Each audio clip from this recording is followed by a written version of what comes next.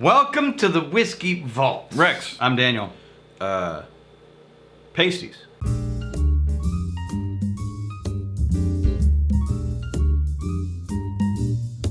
Okay, we're drinking another gift, this time from Boulder, Colorado, and from Eric Dr. Aloha Mittman. Eric Dr. Aloha Mittman? Mittman? Yeah, Mittman? Mittman. You magnificent bastard!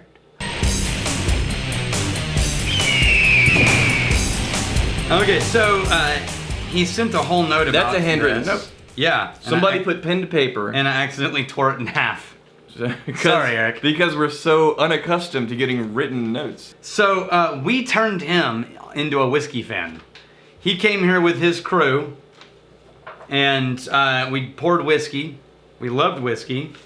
And so he said, you know, I'm going to find a whiskey to send you guys because I challenged him that if I pour you whiskey in the vault, you now owe me whiskey. That was the rule. Right. And he took that seriously. Oh, nice. And so he said, okay, that was really well done. We nailed that. Anyway, so he sent us a whiskey from Boulder. Yep. From Vapor Distillery. Vapor? Which just makes me feel like they're making douche flutes. But really, it's Vapor Distillery. So Chad vapes, by the way. Yeah. And every time he pulls out the vape, he's like, oh, there goes the douche flute. That's right, playing the douche flute. All right, so this is, I'm going to give you maybe more, wait, okay, I'm not going to tell you. First, I want you to try it. Come on. I'm not going to tell you. We got things to do. I just want you You're to try wandering it. around. There's whiskey. No, I'm not wandering around. It's not getting poured. I am not certain I'm going to love this, Right. although I love Eric Mittman. I'm getting a little bit more alcohol in the nose than I was expecting. But I'm getting a sweet and a little bit of a... Okay, I'm all right. I'm okay. What am I getting? What kind of sweet is this? Did you already taste it? Yep. You didn't even nose? No, I nosed, but I wanted to see if I was going to dislike it before we got into the video. And I don't dislike it, but I will explain to you why I thought I might dislike it. Are you ready? I don't dislike it. So This is a product. There is something unique going on here. Mm-hmm. Nice drawing, by the way. Okay, so Fate Brewery. Oh, there's a beer in here. Yeah. Ah. Fate Brewery created a malted beer, Yeah. and then it was distilled by these guys. It's an unhopped pale ale, Okay. distilled into whiskey. Okay. Right now, it was aged in 15-gallon American oak barrels, white oak, for 2 years and 6 months. And they say tobacco and apricot, and I totally agree. Now, I was worried because we've tried distilled beers. We've tried several distilled beers, and it's not our thing. It's not a thing. So I was a little nervous. Well, the fact But there's no hops in this. Yes, that's exactly what I'm saying right now.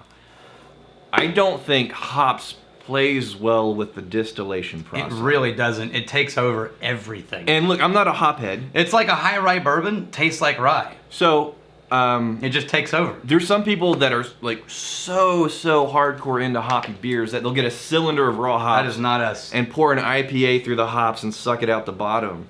I'm not a hophead, but I'm not afraid of an IPA, right? A little pizza, a little barbecue, throw in an See, IPA. I hate Beautiful. IPA. No. Can't even drink it. In the right time, in the right place, it's the perfect thing. Yeah. But I have yet to have any kind of distilled beer, whiskey beer, that has hops in it that I thought was like pretty damn good. This is pretty good for a distilled beer. I agree. For a distilled beer. This is probably the best distilled beer I've had. That's not an incredibly high bar though. Yeah, taste it thinking of a single malt whiskey.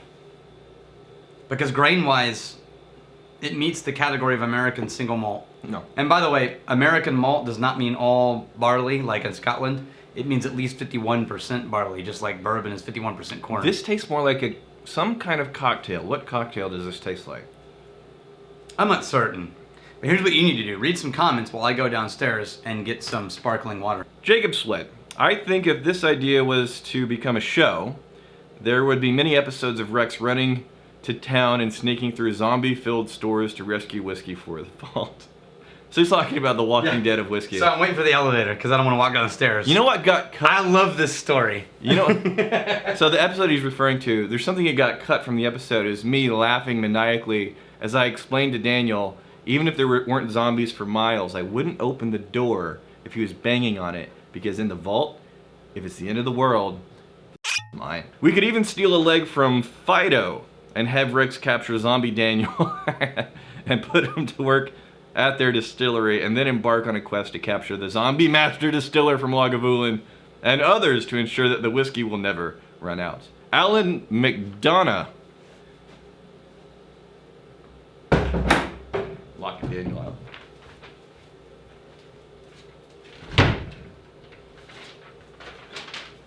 He can't get in.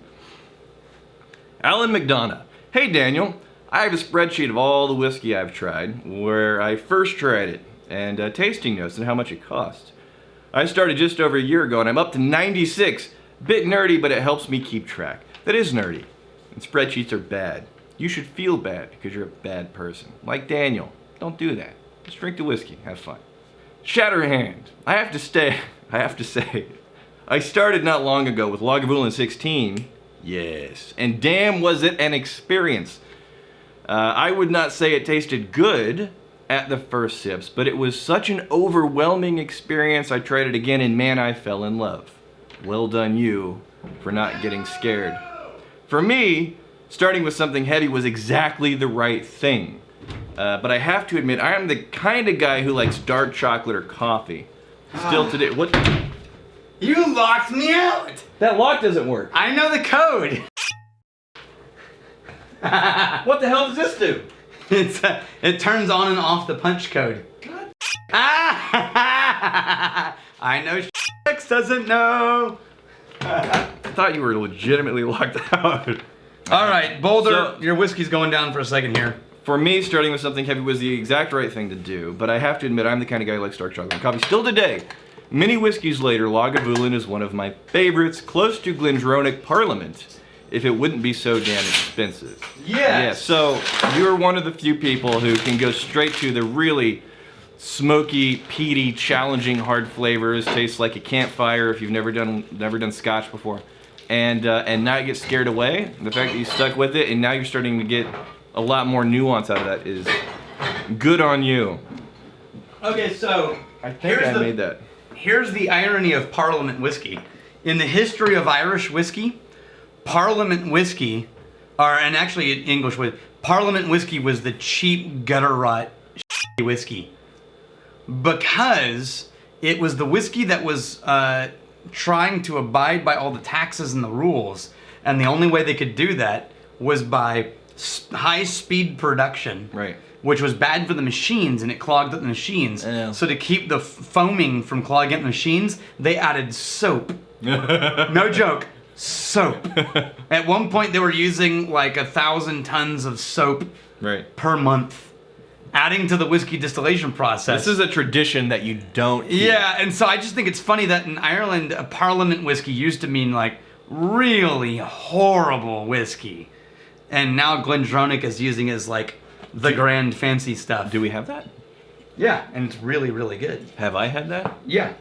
Okay. But instead what we're gonna do is we're gonna take the blue and we're gonna create the experiment from a few days ago where we add ice Yeah. and a dash of soda water. Sure. So here's our soda. We're using Topo Chico, the only legitimate soda water. Hang on, let me... Oh, you're that guy. All right. We're gonna use this one. So, a little glass of Glencairn ice, a little Johnnie Walker Blue, Mm-hmm. and a dash, she said a dash, of soda water. That was 1.2 dashes. Son of a bitch, if she's not totally right. Holy crap. Ooh. I was not buying that. I thought there's no way that works. I was totally wrong. That is magnificent. You can still taste the smoke. You can taste all the floral notes. Yeah. I thought the water, the two kinds of water, the ice and the soda water would bury it. The smell is translated directly to the tongue. Yeah. And that was... Holy cow. We'll link the Johnnie Walker Blue video. That was kind of our main beef with it, where the smell was exceptional. It's dark and bitter in the taste. The smell... It's not watered down. The smell on the Johnnie Walker Blue is exceptional. You get into the taste, and a lot of the more cool, nuanced, exciting things that you were getting in the smell, you don't find them in the taste so much. Wow! You find them once you do this crazy ass whiskey hack. That was so fun. So here's a cool thing. So remember back in the day we talked about... So, are you now much more respectful of what ice can do to a whiskey? Exactly. And a little Topo Chico. Yeah. Yeah, we did have somebody who commented on a troll who commented on one of the videos, and I thought this is the height of irony. Which he said, if you're adding water or ice to a whiskey, you obviously don't know anything about Scotch. And I thought that's sort of the height of irony. Right. Because that's anyway. So that was hilarious.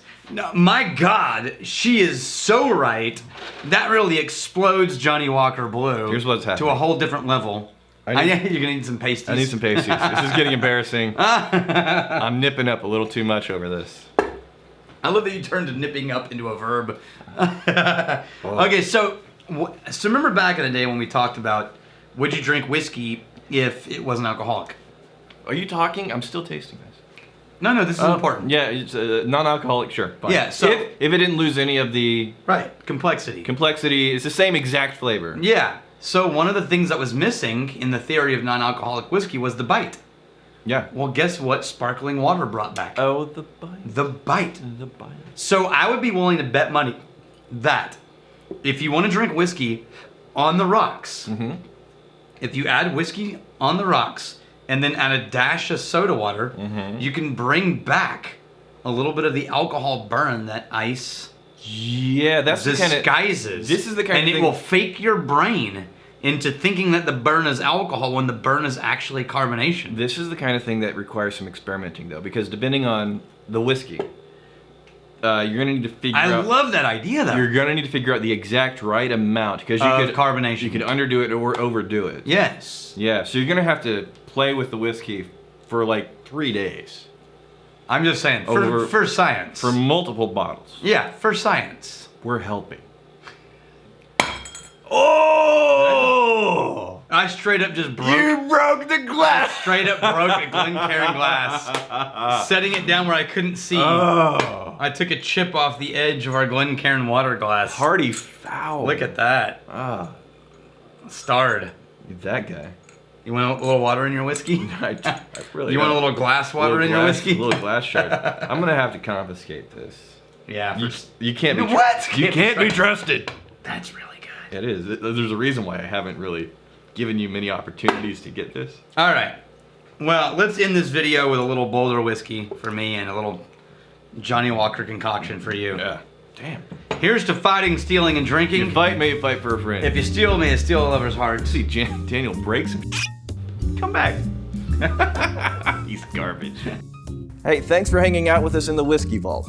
Don't forget to throw in a like, hit that subscribe button on the bottom right, and drop a question or comment down below.